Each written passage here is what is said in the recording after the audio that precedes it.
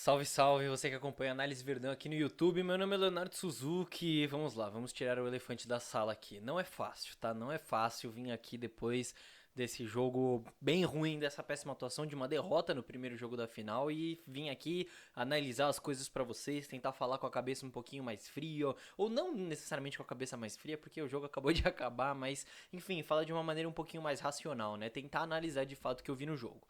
Não é fácil, mas é para isso que eu tô aqui. No fim das contas, eu aguardo aí a compreensão de vocês, certo?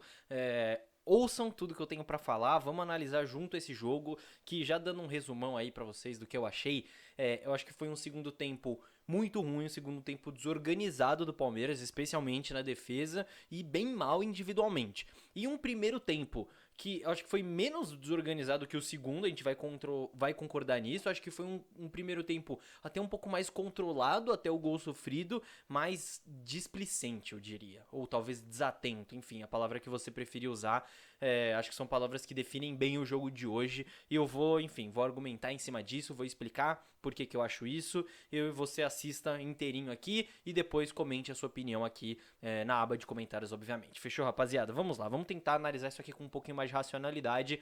Eu peço a sua compreensão e peço também o seu like, porque no fim das contas eu vim aqui depois desse jogo maldito, depois dessa derrota, eu mereço seu likezinho aqui pra fortalecer o canal, certo? Vamos lá então.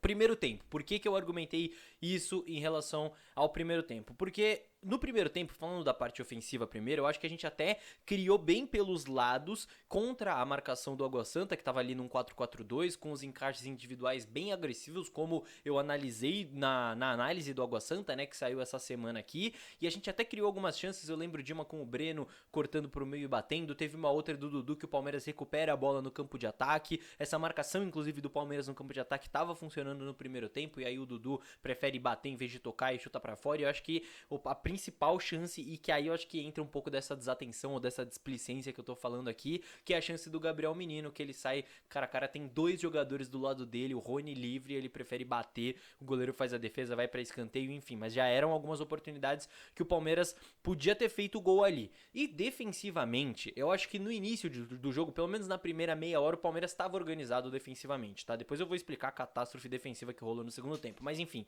acho que no começo do jogo o Palmeiras estava até bem defensivamente, com encaixes bem claros também. Então o Rony pegando os zagueiros, os pontas marcando os laterais, o Zé Rafael marcando o camisa 10 deles, enfim. Só que aí entra a desatenção ou a displicência, enfim, eu não quero dar um rótulo aqui, mas como você quiser chamar, que é o que acontece com o Zé Rafael no lance anterior ao gol que a gente sofre, porque não tem cabimento nenhum aquilo que o Zé Rafael fez. Ele tinha uma opção curta pelo lado esquerdo, ele tinha uma opção de passe pelo lado direito que era um pouco mais longa, mas era acessível também, e ele tenta dar, eu acho que ele tentou dar um rolinho no cara ali, sem nenhuma cobertura atrás dele, e aí o Marcos Rocha acaba salvando, enfim, displicente, desatento, uma coisa que não tem cabimento nenhum, aquilo gera o escanteio gera o gol do Água Santa 1-0. Então, eu acho que é importante falar aqui que eu não tô falando que foi um resultado injusto, tá? Eu não acredito nesse negócio de injustiça no futebol. Só se foi roubado, mas não foi roubado. Eu não acredito em injustiça. Eu acho que o Água Santa saiu com esse 1-0 justamente. Mas eu acho que a gente não estava totalmente desorganizado nessa primeira etapa e merecidamente tomou esse 1-0 por essa displicência, por essa desatenção que eu falei. Não estava totalmente desorganizado. Só que aí entra o segundo tempo, certo? No segundo tempo, o Abel faz as alterações, entra Endrick, entra Vanderlan, e o gol cedo do Endrick, eu acho que até dá um ar ali de bons sinais, de puta, acordamos, o intervalo foi proveitoso ali, conseguimos o gol, agora vamos sofrer, não vamos sofrer defensivamente, vamos criar as oportunidades, vamos virar esse jogo, mas cara, foi o absoluto oposto, né, vamos combinar, depois que saiu o gol do Endrick no escanteio, o Palmeiras muito mal defensivamente. Então, o balanço da linha estava descoordenado, as linhas estavam espaçadas, então tinha um espaço enorme entre a linha de meio campo e a linha de zaga, e aí eu coloco muito na conta dessa dinâmica da dupla de volantes, que eu vou falar mais pra frente, mas uma péssima partida ali da dupla de volantes, principalmente nessa segunda etapa, e aí o jogo ficou aquele lá e cá, cara, me pareceu muito a Supercopa, né, que a gente teve contra o Flamengo. A diferença desse jogo pra Supercopa primeiro, a qualidade dos adversários, né, a qualidade do Flamengo é muito superior individualmente à do Água Santa, e segundo, que na Supercopa a gente ganhou, então isso ficou menos menos à vista aí, menos palpável aí, não gerou tanta reclamação esse jogo de lá e cá e tudo mais, mas eu falo aqui a mesma coisa que eu falei na análise pós-jogo da Supercopa. Quando fica esse lá e cá, com os dois times dando muito espaço defensivamente, tem muita gente que acha que é jogão. Eu não acho, eu acho horrível, eu acho feio, eu acho tenebroso esses erros defensivos. Eu falei isso, se você buscar na análise pós-Supercopa, eu falei que quando todo mundo tava achando que era jogão, eu tava achando que tava horrível, e pra mim, nesse jogo contra o Água Santa, a mesma coisa, muitos erros defensivos, e das duas equipes, tá? Mas, claro, não tô aqui pra falar do Água Santa, eu tô aqui pra falar do Palmeiras, e mesmo com os erros defensivos do Água Santa, a gente não soube aproveitar os nossos erros. O Água Santa soube aproveitar, e aí já entra no segundo gol deles, que é mais uma displicência, mais uma desatenção, mais uma falha individual, não tem cabimento nenhum. Mais uma vez, é o mesmo roteiro do que eu falei do Zé Rafael, não tem cabimento nenhum. Marcos Rocha, aquela altura do campeonato, o quão desorganizado tava o Palmeiras naquele momento, a quantidade de jogadores que tinha do Água Santa no campo de ataque, do Palmeiras no campo de defesa, enfim, todo o cenário, o tempo do jogo, 47 minutos, não tinha cabimento ele tentar aquela virada de pé esquerdo, gente. Não tinha cabimento. Ele tinha opção de passe. Se ele não tivesse, se o Palmeiras tivesse totalmente sufocado ali, eu ia entender, pô, temos uma questão coletiva aqui que não teve linha de passe para saída de bola. Mas tinha opção pro Marcos Rocha, curta, longo, o que ele quisesse. Ele tentou virar o jogo de perna esquerda, enfim, mais um erro individual e mais um gol merecidíssimo, e isso aqui eu não quero levantar a questão. A vitória do Água Santa foi merecidíssima hoje, certo? Vamos falar alguns destaques individuais aqui, e muitos negativos, né, obviamente, porque poucos se salvam aqui. Falando sobre Menino e Zé Rafael, que eu comentei, a dupla de volantes, muito mal nessa proteção da entrada da área, tá? Eu acho que o Zé, naquele comecinho de jogo, aquela primeira meia hora, até tava bem defensivamente, mas aí, depois daquele erro dele, acho que o negócio foi ladeira abaixo, e o menino, o jogo inteiro, cara, muito mal defensivamente. Essas já foram algumas questões que eu levantei aqui no canal já, sobre essa dupla de volantes, sobre essa questão da proteção, sobre a transição defensiva do Palmeiras em jogos em que o Palmeiras tem mais posse de bola, que foi nesse jogo, por exemplo. Já citei algumas questões que o Gabriel Menino precisa melhorar nesse sentido, e já tiveram jogos em que isso deu certo, mas acho que esse foi o jogo em que deu totalmente errado. O Gabriel Menino foi muito mal defensivamente falando, e talvez tenha sido a pior partida do Zé Rafael como camisa 5, apesar do início até decente no jogo. Mas enfim, acho que explica muito o espaço que o Água Santa teve ali no segundo tempo para contra-atacar, para criar oportunidades e até para achar o gol, o segundo gol no caso. Certo, o que mais? O Veiga muito abaixo, muito abaixo. Eu acabei de falar do espaço que o Água Santa cedia, o Veiga não conseguiu aproveitar. Claro que o Água Santa faz falta, bate e tudo mais, mas acho que não é desculpa. Veiga mal, o Dudu também nem se fala, muito mal o Dudu no jogo de hoje. Enfim, não vou ficar falando um por um, porque eu vou falar o time inteiro, cara. Não vou ficar descascando todo mundo. Eu acho que o único que eu tava vendo o jogo, eu tava pensando, putz, quem que eu vou falar de destaque positivo, né? O único que eu tinha na minha cabeça era o Gustavo Gomes. Eu acho que ele tava bem no jogo. Só que aí no segundo gol, sai em cima do Bruno Mezenga, ataca a profundidade justamente em cima do Gustavo Gomes. Então é difícil, cara, é difícil. Eu acho que até o Gomes e o Murilo, até os dois estavam indo bem. Só que mesmo assim, os dois, o passe sai entre as pernas do Murilo pro Bruno Mezenga, e o Bruno Mezenga ataca o espaço em cima do Gustavo Gomes. Então é difícil, cara, é difícil citar um destaque bom individual aqui. Eu acho que é um jogo realmente a se esquecer. Foi um jogo ruim, individualmente falando, então parte técnica individual dos jogadores, coletivamente falando, por todos esses problemas que eu trouxe aqui pra vocês, e o pior, eu acho, psicologicamente falando. Por que psicologicamente falando? Essa questão da desatenção, da displicência que eu falei.